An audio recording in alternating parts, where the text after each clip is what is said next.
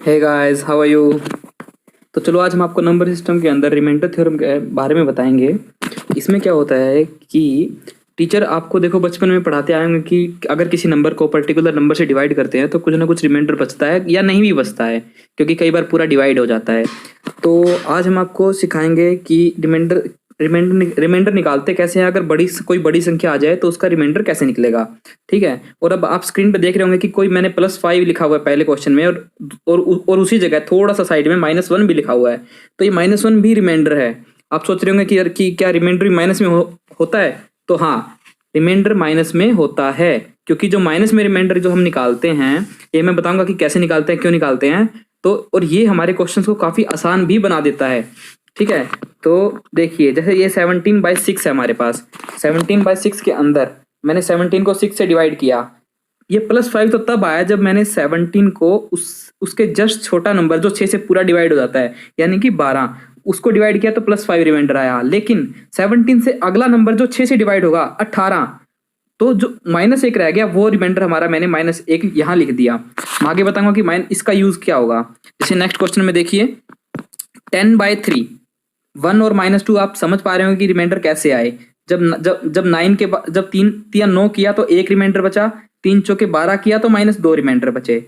तो आप यहाँ देख रहे हैं कि रिमाइंडर कितना बचा। पहले केस में तो रिमाइंडर हमारा बचा 1 कि जब मैंने पॉजिटिव नंबर लिया, लेकिन जब मैंने -2 लिया तो रिमाइंडर देखो कितना बचेगा। जब माइनस वाला नंबर लेते हैं तो हम इस नंबर को इस नंबर में से जिससे डिवाइड करते हैं घटा देते हैं। तो देखिए 3 में से 2 गया, कितना बचा 1। सेम रिमाइंडर बचता है, चाहे आप ये ले लें चाहे आप ये ले लें, ठीक है। नेक्स्ट देखते हैं।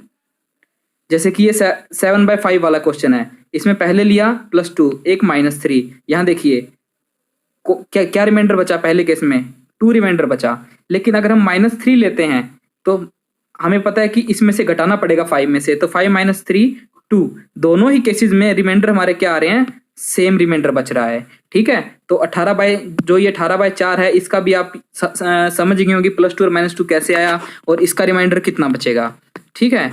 तो आई होप कि आपको समझ आया होगा कि प्लस और माइनस का क्या कॉन्सेप्ट है इसके अंदर। एक बार फिर से समझ लीजिए, अगर प्लस वाला लोगे तो सीधा सीधा वही रिमाइंडर है, ठीक है, रिमाइंडर सॉरी। और अगर माइनस वाला लोगे तो उसको जो जिससे डिवाइड कर रहे हो घटाना पड़ेगा, फिर जाके हमारा रिमाइंडर आएगा, ठीक है। तो इसके ऊपर कुछ क्वेश्चंस देखते हैं। जैसे पहला क्वेश्चन हमारे पास है 42 इंटू में 17 डिवाइड बाय में 5, ठीक है। अब 42 को 5 से डिवाइड करो, कितना रिमाइंडर बचेगा +2। 17 को करो +2 बचेगा। तो अब देखो कि रिमाइंडर क्या बचेगा एक्चुअली में। देखो बीच में इनके किस चीज का साइन है, मल्टीप्लाई का। तो इसको और इसको भी मल्टीप्लाई करना पड़ेगा। +2 इंटू +2 +4, +4 को 5 से डिवाइड किया, हमारे पास क्या रिमाइंडर बचा प्लस का 4। देखो कितना इजी है इसको निकालना, ठीक है। अब नेक्स्ट क्वेश्चन देख लेते हैं ऐसा ही। 48 इंटू 63/11, 48 को 11 से डिवाइड किया, कितना बचा +4। 63 को डिवाइड किया, कितना बचा +8। बीच में किसका साइन है, मल्टीप्लाई का, ठीक।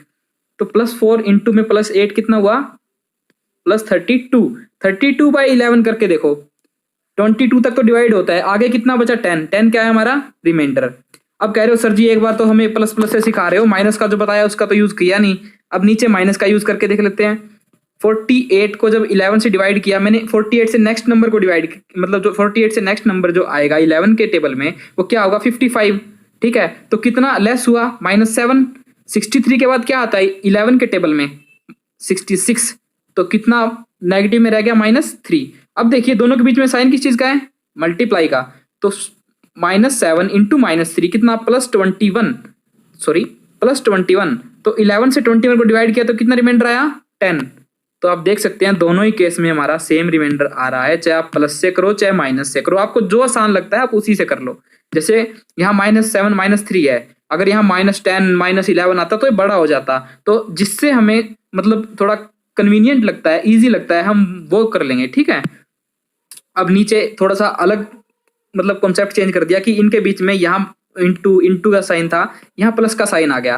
तो वही बात है, यहाँ 58 इंटू 63 है, बाय में 11। तो 58 को 11 से किया तो +3 आया, 63 से किया तो +8 आया।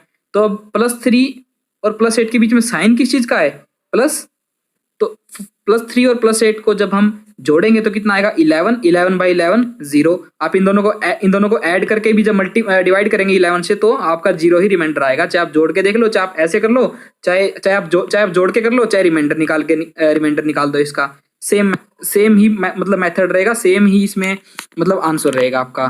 ठीक है, तो थोड़ा सा और क्वेश्चन देख लेते हैं इसके अंदर। ये तो इजी क्वेश्चन, आपको आई होप आपको ये कॉन्सेप्ट मतलब दिमाग में आ गया होगा कि हाँ मतलब ये कैसे होता है। ठीक है, नेक्स्ट देखिए। अब देखिए, अब थोड़ा बड़ा नंबर आ गया हमारे पास। ठीक है, जैसे 1756 1642 58, इसको 17 से डिवाइड करना है तो हम पर्टिकुलर को डिवाइड करेंगे। इसमें +5 बचा, इसमें +10 बचा, इसमें +7 +5। अब क्या है, सबके बीच में साइन किस चीज का है, इंटू का। सबको इंटू कर दो, क्या आया 1750 इंटू 17, तो रिमाइंडर कितना बचेगा 16, या फिर ये कह सकता हूँ रिमाइंडर बचेगा -1। ठीक है, तो लेकिन जब माइनस बचेगा तो उसको भी 17 में से मैं माइनस कर दूंगा तो मेरा 16 रिमाइंडर बच जाएगा। नेक्स्ट क्वेश्चन देखिए, ये तो हो गए इजी क्वेश्चन। ठीक है, अब कई बार क्या होता है, एग्जामिनर सोचता है इजी तो सारे कर लेते हैं, थोड़ा सा टफ डाल देता हूँ। तो उसने क्या किया, फैक्टोरियल डाल दिया, 1 factorial 2 factorial 3 factorial up to 500 factorial, और इसको डिवाइड किससे करना है 12 से। अब देखिए 12 किस चीज से बनता है, 12 बनता है 4 और 3 के टुकड़े से बनता है। ठीक है, जो ये प्राइम नंबर है 4 और 3 के टुकड़े से बनता है। यानी कि मैं देखूं अगर 4 फैक्टोरियल है, इसमें क्या आएगा 4 इंटू में 3 इंटू में 2 इंटू में 1। ठीक है, तो 4 और 3 से मेरा 12 बन गया, मतलब ये तो कट ही जाएगा 4 तो 12 से। यानी आगे वाले में भी 5 4 3 2 1 सब में 4 इंटू 3 4 इंटू 3 सब में आएगा 500 तक, लेकिन यहाँ नहीं आएगा। तो हम ये देख लेते हैं कि यहाँ कितना कितना बचता है, तो हमारा वही आंसर होगा। यहाँ +1 बचेगा, यहाँ +2 बचेगा, और फैक्टोरियल 3 को खोलेंगे तो कितना आएगा 3 इंटू 2 इंटू 1, 3 2 जा 6, तो 6 बचेगा, 2 बचेगा, 1 बचेगा, बाय में 12। इनको जोड़ लीजिए क्योंकि आगे तो 0 ही बचना है, तो इनको जोड़ेंगे तो 9 आया, 9/12 9 रिमाइंडर बचेगा। और दोस्तों अगर आपने अभी भी कॉपी और पेन नहीं लिया है तो कॉपी और पेन के साथ साथ प्रैक्टिस करते रहें कि ये कैसे हो रहा है, वरना ऐसे समझ में नहीं आएगा। साथ साथ आपकी प्रैक्टिस यहीं हो जानी है, आपको घर जाके कॉपी उठाने की भी जरूरत नहीं है। तो चलो नेक्स्ट क्वेश्चन देखते हैं। अब देखिए 82 की पावर 45 बाय में 9। अब थोड़ा सा और ट्रिकी क्वेश्चन बना दिया एग्जामिनर ने, लेकिन हम इसको भी समझाएंगे। इसका क्या मतलब है, जब ऐसा क्वेश्चन आए, ठीक है नोट कर लीजिए, जब ऐसा क्वेश्चन आए तो हमें पावर 1 बनानी है या -1 बनानी है। इसका क्या मतलब है, जैसे कि जिससे डिवाइड कर रहे हैं 9, या तो हमें यहाँ पे 8 मतलब इसके जो टेबल में आएगा उससे इससे एक कम या ज्यादा लेंगे। जैसे 82 में 9 के टेबल में क्या आता है 81 आता है, तो हमारे पास बचेगा कितना +1 बचेगा, और उसकी पावर कितनी है 45, +1 की पावर कितनी भी कर लो रहेगा कितना +1 बाय में 9, तो ये कटता ही नहीं है, तो कितना रिमाइंडर बच जाएगा +1। ठीक है, अब जैसे 80 नेक्स्ट क्वेश्चन में देख लिया, इसमें अच्छे से समझ में आ जाएगा। जैसे 80/9 हुआ हमारे पास, 80 की पावर 45 बटे में 9, 81 आता है 9 के टेबल में, तो कितना हुआ -1 रिमाइंडर बचेगा। -1 की पावर कितनी है 45, और -1 की पावर ओड है तो कितना बचेगा -1, रिमाइंडर कितना हुआ -1। ऐसे देखिए 80 की पावर अगर 46 होती तो -1 की पावर भी 46 हो जाती, और -1 की पावर इवन है तो कितना बचेगा +1, तो +1 रिमाइंडर आ गया हमारा। अब देखिए नेक्स्ट क्वेश्चन, ये अच्छा क्वेश्चन है। 9 की पावर 6 -11 बाय में 8, रिमाइंडर निकालना है हमें। तो इसमें क्या होगा, हम इनको अलग अलग कर लेते हैं। 9 की पावर 6 बटे में 8 -11 बटे में 8। अब 9 हमें पता है कि 8 में अगर 9 को 8 से डिवाइड करें तो बचेगा रिमाइंडर 1, यानी 1 की पावर 6, और माइनस में 11 को डिवाइड करेंगे तो -3/8। तो और हम इसको कैसे लिख सकते हैं, 1 की पावर 6 को 1, तो एलसीएम लेके 1 -3/8, रिमाइंडर कितना बचेगा -2 बचेगा। तो हमें पता है क्या करना है, डिवाइडर में से घटा देना है, 6 बचेगा। आइए देखते हैं। अब देखिए जैसे 2 की पावर 110/9, अब हमें इस 2 की पावर 100 में से कुछ ऐसा करना है कि 9 से डिवाइड करूं तो 1 या -1 बचे, तो मैं 8 बना सकता हूं इसमें से। ठीक है, तो 8 बनाने के लिए हमें 2 की पावर 3 करना पड़ेगा। ठीक है, लेकिन 3 से 110 डिवाइड नहीं होता। ठीक है, डिवाइड क्या होता है 108, तो हमने 2 की पावर 2 को क्या किया है बाहर निकाला है, और 2 की पावर 108 में से मैंने 2 की पावर और बटे में 9 मैंने पहले ऐसे लिख दिया, खोल के लिख दिया। तो इसको तो मैंने सोल्व कर लिया कि 4 आ गया मेरे पास, ठीक है। और 200 और 2 की पावर 108 है, तो 2 की पावर 3 इंटू की पावर 36 लिख सकता हूं मैं, बाय में 9। तो क्या है, 4 इंटू में 8 की पावर 36 बाय में 9 बन जाएगा हमारा। तो 4 इंटू में जब 8 को करेंगे तो कितना बचेगा, +1, सॉरी यहाँ -1 बचना था, -1 की पावर 36 कितना बचेगा, +1 ही बच जाएगा, ठीक है। तो कितना बचा, 4 इंटू में 1 4, तो 4/9 4 रिमाइंडर। आप करके देख लीजिए। अब 5 की पावर 40 बाय में 26 है, ठीक है। अब 26 के हिसाब से मैं क्या बनाऊं 540 का कि मेरा 1 और -1 बचे, मैं बनाता हूं 25। तो 5 की पावर 2 की पावर 20 कर लेता हूं, 25 की पावर 20 हो जाएगी, सॉरी मैंने होल कर दिया लेकिन होल नहीं आएगा, 25 की पावर आएगी, ठीक है। तो 25 को जब 26 से डिवाइड करेंगे तो -1 बचेगा, -1 की पावर 20 कितना आया, 26 -1, क्योंकि माइनस आया है रिमाइंडर हमारा, माइनस में आया तो इसमें से घटा देंगे तो 25 ही रिमाइंडर बच गया हमारा। नेक्स्ट देखिए, 2 की पावर 99 है, ठीक है, और 10 है, 10 से डिवाइड करना है। तो मुझे पता है कि 2 10 से कट सकता है हमारे पास, तो 2 मैंने कॉमन ले लिया, 2 इंटू 2 की पावर 98 बाय में 10, मैंने 2 से 10 काट दिया 5 पे, तो 2 की पावर 98 बची और बटे में 5। तो 5 का क्या करूं कि मेरा ऊपर कुछ या तो 4 बन जाए या 6 बन जाए, मतलब ऐसा बने कि +1 और -1 ही बचे। तो मैं क्या करता हूं, मैं 4 बना लेता हूं, तो 2 की पावर 2 इंटू में 47 हो जाएगा। आई होप कि आपको ये कॉन्सेप्ट समझ में आ रहा होगा कि ये कैसे हुआ, 2 की पावर 2 इंटू 47/5। तो इधर 4 की पावर कितनी बची, 47, और लेकिन जब 4 को डिवाइड करते हैं तो बचता कितना है, जब 5 से डिवाइड करते हैं 4 को तो बचता कितना है, -1, -1 की पावर कितनी आई, 47। आप कहोगे कि 5 में से -1 किया 4 आंसर आ गया, लेकिन ये बिल्कुल गलत है। क्यों, क्योंकि जो स्टार्टिंग में हमने 2 कॉमन लेके काट दिया 2 और 10 को, उसको लास्ट में मल्टीप्लाई भी तो करना है। ये देखिए मैंने यहाँ लिखी है ये बात कि जिसको आपने कॉमन लिया है वो लास्ट में उस आंसर के साथ मल्टीप्लाई भी करना है, वो होगा हमारा रिमाइंडर।